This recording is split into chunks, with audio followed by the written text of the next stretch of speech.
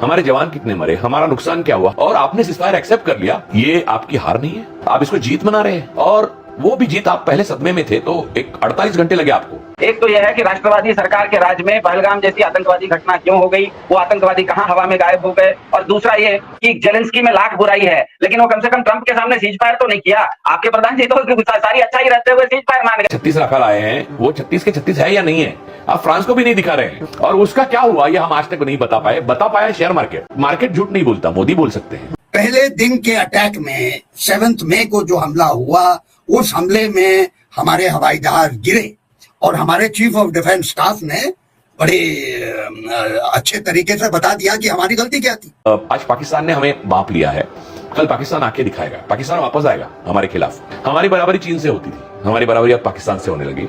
कुछ दिन बाद जाएंगे मोदी जी या प्रधानमंत्री रहें तो मुझे लगता है हमारी बराबरी बांग्लादेश से होगी, उसके बाद तो हमारी बराबरी भी नहीं होगी। मेरे ख्याल से सीडीएस ने रायता नहीं फैलाया, भाजपा ने खुद अपने ऊपर ये रायता फैलाया हुआ है। आप अगर किसी देश में लोगों को, सेना को, जनता को खुल के बोलने की आजादी नहीं देंगे तो वो बात कहीं ना कहीं से तो लीक करेगी। आप प्रेशर कुकर को उतना ही बंद कर सकते हैं जितना उसमें प्रेशर बिल्ड हुआ। भारत के कुछ मिलिट्री टैक्टिक्स के बारे में भारत में जानकारी न मिलके ये जानकारी सिंगापुर से निकलती है।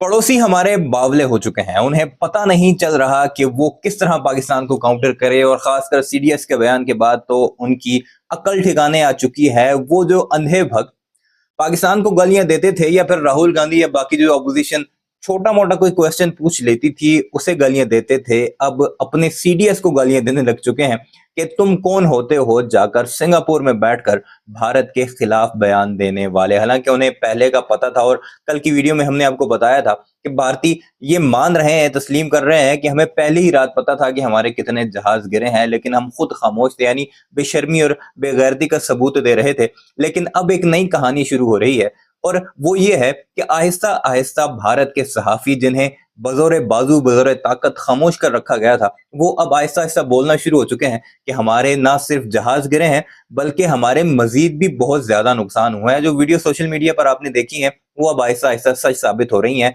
और एग्जैक्ट वही चीजें नुकसान वो दिखा रहे हैं जो कि पाकिस्तान ने क्लेम किया था। वो क्या था, आज की इस वीडियो में आपको वही सब कुछ दिखाते हैं कि अब भारत के सहाफी कैसे नरेंद्र मोदी सरकार के खिलाफ उठकर बोलना शुरू हो चुके हैं कि हमें बहुत ज्यादा नुकसान पाकिस्तान ने पहुंचाया और इसका जिम्मेदार कोई और नहीं, सिर्फ नरेंद्र मोदी है। वीडियो को लाइक कीजिएगा, चैनल को सब्सक्राइब कीजिएगा, कमेंट सेक्शन में अपनी राय का इजहार जरूर कीजिएगा।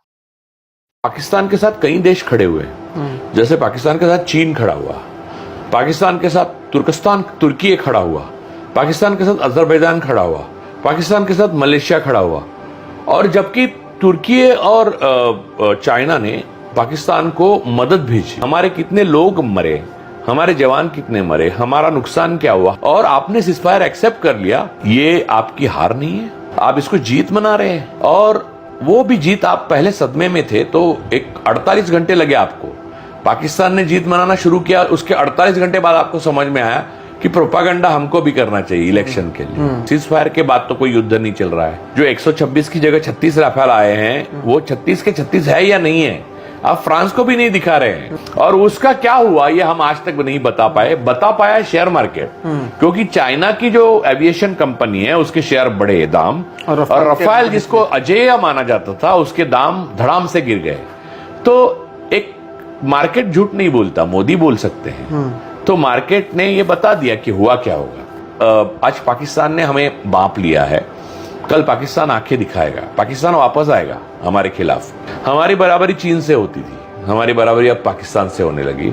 कुछ दिन बाद जाएंगे मोदी जी या प्रधानमंत्री रहें तो मुझे लगता है हमारी बराबरी बांग्लादेश से होगी, उसके बाद तो हमारी बराबरी भी नहीं होगी। आपने जो कहा ना, मेरे ख्याल से सीडीएस ने रायता नहीं फैलाया, भाजपा ने खुद अपने ऊपर ये रायता फैलाया हुआ है। आप अगर किसी देश में लोगों को, सेना को, जनता को खुल के बोलने की आजादी नहीं देंगे तो वो बात कहीं ना कहीं से तो लीक करेगी। आप प्रेशर कुकर को उतना ही बंद कर सकते हैं जितना उसमें प्रेशर बिल्ड हो। आप जबरदस्ती ढक्कन लगा के रखेंगे तो या तो वेट बाहर निकलेगा, नहीं तो सेफ्टी वाल्व बाहर निकल जाएगा। तो जैसे जनरल मेहता जी ने कहा कि ये बिल्कुल स्पष्ट है कि भारतीय वायुसेना को एयर डोमिनेंस से पहले एयर सप्रेशन की काम करना था, उसके बाद ही एयर डोमिनेंस हो सकता है। वो स्वाभाविक है कि उन्होंने जो सीडीएस ने कहा उसमें ये सब चीजें नहीं हुई।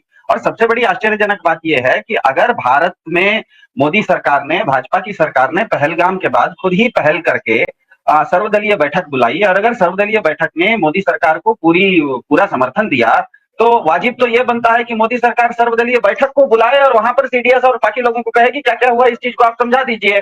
तो ये तो बिल्कुल स्पष्ट है कि आश्चर्यजनक भी है और अप्रत्याशित भी है कि भारत के कुछ मिलिट्री टैक्टिक्स के बारे में भारत में जानकारी न मिलके ये जानकारी सिंगापुर से निकलती है, तो बिल्कुल अस्वाभाविक है और अटपटा भी है। लेकिन ये अटपटी स्थिति मेरे ख्याल से सीडीएस ने नहीं की है, ये भाजपा की सरकार ने खुद की है। उनके खुद की गोदी मीडिया का क्रेडिबिलिटी इतना आज नहीं रहा कि वो इस तरह की चीजों को भारत की सेना वो कह सके। और भारत की सेना अगर ये कहती है तो क्योंकि वो एक प्रोफेशनल फोर्स है। देखिए, इस चीज का एक संदर्भ यह है कि सीडीएस ने कहां कहा, क्यों कहा, इस पर जो चर्चा हो रही है वो सही है, पर क्योंकि अब वो कह चुके तो अब उन्होंने क्या कहा और उसका असर क्या होगा ये महत्वपूर्ण हो जाता है, क्योंकि वो कह चुके, वो कहीं भी कहना था किसी भी पेपर में।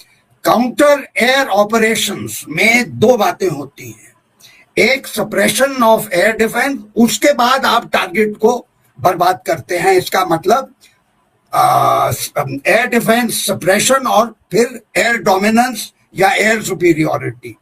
आपने पहला कदम नहीं लिया, आपने दूसरे कदम को पहले ले लिया, और जब आपने दूसरे कदम को पहले ले लिया, इसका मतलब कि पाकिस्तान आपके हमले के लिए तैयार थे।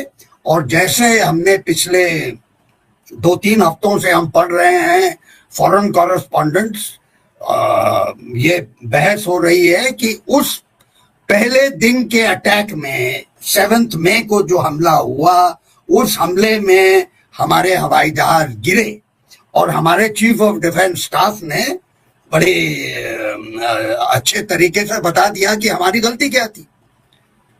और ये गलती मैं, क्योंकि ये बहुत बड़ी बात है, ये टेक्निकल बात है, ये एयर ऑपरेशन स्टैंड ऑफ, क्योंकि फिर भी हम ऐसी सिचुएशन आ सकती है, क्योंकि सरकार ने जो टास्क दिया, जो मिशन दिया एयरफोर्स को, वो था कि फर्स्ट स्ट्राइक टेररिस्ट हब्स।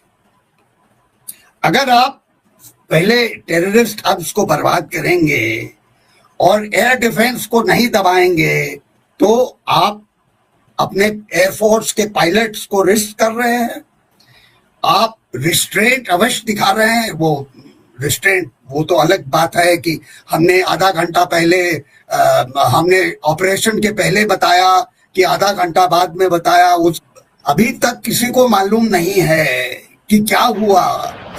अभी तक आपने यही बयान किया, कॉम्बैट लॉसेस हुई हैं। एयरफोर्स के जो डायरेक्टर जनरल एयर ऑपरेशंस हैं, उन्होंने ऐसे बयान किया कि लाई में कॉम्बैट लॉसेस होती है, हमारे पायलट सेफ हैं। सो आपने सवाल के जवाब में कहा कि हाँ, हमको लॉस, एयरक्राफ्ट का लॉस हुआ है, लेकिन जब उनसे पूछा गया कि 6 हवाई जहाज गिरे तो उन्होंने कहा 6 बिल्कुल नहीं है। उन्होंने कितने हवाई जहाज गिरे उसके बारे में उन्होंने कुछ नहीं कहा, लेकिन उन्होंने ये टैक्टिकल एरर जो था इसके बारे में बड़ा लंबा चौड़ा बहस कर दिया कि हमारी ऐसे गलती हुई और 2 दिन हमने अपने एयरक्राफ्ट को ग्राउंड कर दिया। 2 दिन के बाद हमने फिर अब वो जो गलती थी उस गलती को दुरुस्त करके हमने आगे की कार्रवाई की। अब गलती क्या थी?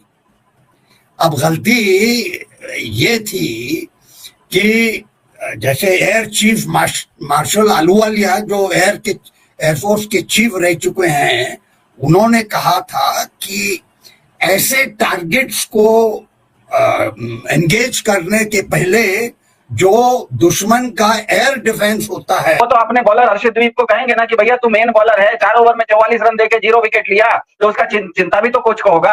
पर क्योंकि सेना पूरे मामले में प्रक्रिया में खुद थी, तो कहां चूक हुई उसे मानेगी भी और उसको ठीक करने का प्रयत्न भी करेगी, क्योंकि सेना जानती है कि जीत नाम का पदार्थ तभी हासिल होगा जब तैयारी नाम की प्रक्रिया उसकी सही होगी। 9 तारीख को कर्नल सोफिया कुरैशी ने यह बताया था बहुत आश्चर्यजनक ढंग से कि रात में पाकिस्तान की तरफ से 400-500 ड्रोन का हमला हुआ था। अब कल दुनिया ने देखा कि असली ड्रोन का हमला होता क्या है, कि कैसे 10,000 रुपए के ड्रोन, यूक्रेन के ड्रोन रूस के 10 अरब रुपए के 40 हवाई परमाणु बम वर्षक हवाई जहाज को नष्ट कर देते हैं। मतलब ड्रोन कितनी बड़ी टेक्नोलॉजी है और ड्रोन कितना खतरनाक है, ये कल हम लोगों को पता लगा। मतलब ड्रोन वारफेयर अब कितना महत्वपूर्ण अंग है, ये हमें अब पता लग रहा है। डिफेक्टिव प्रोडक्ट है। आप इस चीज को, आज दुनिया इस तरह की हो गई है, ओपन क्या कहते हैं, इंफॉर्मेशन काफी खुला हुआ है। ऐसे खुले हुए इंफॉर्मेशन में अगर आपके हवाई जहाज या वायुसेना किसी कारण से ऑप्टिमम लेवल पर ऑपरेट नहीं कर पाई, आपके रफाल के साथ कोई दिक्कत आई, कोई भी चीज अब छुप नहीं सकती। बीजेपी का इकोसिस्टम जो चाहता है कि गोदी मीडिया नैरेटिव मेरे हाथ में रहे, बेसिकली बीजेपी का इकोसिस्टम हमेशा चाहता है कि एक नैरेटिव रहे, वो नैरेटिव मेरे अनुसार रहे, मैं जो नैरेटिव दूं वही लोग माने। तो ऐसा होता नहीं है। सच्चाई कुछ अगर अलग है तो वो सच्चाई अलग ढंग से आप अगर भारत में रोकेंगे उसको तो वो सिंगापुर में निकल जाएगी, बीबीसी को रोकेंगे तो रॉयटर्स में निकल जाएगी, जनता को रोकेंगे, आप अगर किसी एक प्रोफेसर को ट्वीट करने से रोकेंगे तो उसी चीज को सीडीएस सिंगापुर में कह देंगे। तो प्रोफेसर साहब को तो आप जेल में डाल सकते हो, सीडीएस साहब को तो नहीं डाल सकते ना। तो मेरे ख्याल से आने वाले समय में, जैसे जनरल साहब ने कहा, आने वाले समय में बिल्कुल अब ये निश्चित है कि भारत सरकार पर इतना दबाव आएगा कि वो उसको एक संयुक्त क्या कहते हैं संसदीय सत्र बुलाना ही पड़ेगा और उसमें इन सब चीजों का खुल के चर्चा होनी ही पड़ेगी। अब इससे कोई छुप नहीं सकते कि 88 घंटे में भारतीय सेना ने पाकिस्तान को, क्योंकि जनता के मन में दो ही सवाल है, एक तो यह है कि राष्ट्रवादी सरकार के राज में पहलगाम जैसी आतंकवादी घटना क्यों हो गई, वो आतंकवादी कहां हवा में गायब हो गए, और दूसरा ये कि जेलेंस्की में लाख बुराई है लेकिन वो कम से कम ट्रंप के सामने सीज फायर तो नहीं किया। आपके प्रधान जी तो सारी अच्छाई रहते हुए सीज फायर मान गए। तो लोगों के मन में ये सब जो सवाल है, इन सवालों का जवाब तभी हो पाएगा जब संसदीय सत्र बैठेगा। और मेरे ख्याल से सरकार के ऊपर अब इतना दबाव आ गया है, नैरेटिव उनके हाथ से जा चुका है, लोग जो चीज हो रही है उसकी काफी खुल के चर्चा हो रही है। अब मेरे ख्याल से आने वाले कुछ ही दिनों में हम देखेंगे कि भारत सरकार को एक संसदीय सत्र बुलाना ही पड़ेगा और कोई रास्ता मुझे नहीं दिख रहा है। नीलू जी, आपने कहा कि इस भारत के लिए अब इम्पोर्टेंट हो गया है या मैंडेटरी हो गया है कि अब उनको बुलाना ही पड़ेगा, जिस तरीके से पूरा ये जो नैरेटिव है ध्वस्त हुआ है। जोशी जी, आप इसको कैसे देखते हैं? चीफ ऑफ डिफेंस स्टाफ एक इंटरव्यू देते हैं, इंटरव्यू देकर जिस तरीके से पूरा नैरेटिव बीजेपी का धोखा, तो ये पता नहीं है कि वो बीजेपी ज्वाइन कर रहे हैं या कांग्रेस में रह रहे हैं, लेकिन जितने बाकी गए हैं, चाहे वो ओवैसी हो, चाहे सलमान खुर्शीद हो, सब वापस अपनी पार्टी की लाइन पर आ जाएंगे और सब अपनी पार्टी की लाइन लेंगे। आपको क्या लग रहा है कि और ज्यादा ध्वस्तीकरण होने वाला है इस ऑपरेशन सिंदूर के नैरेटिव का?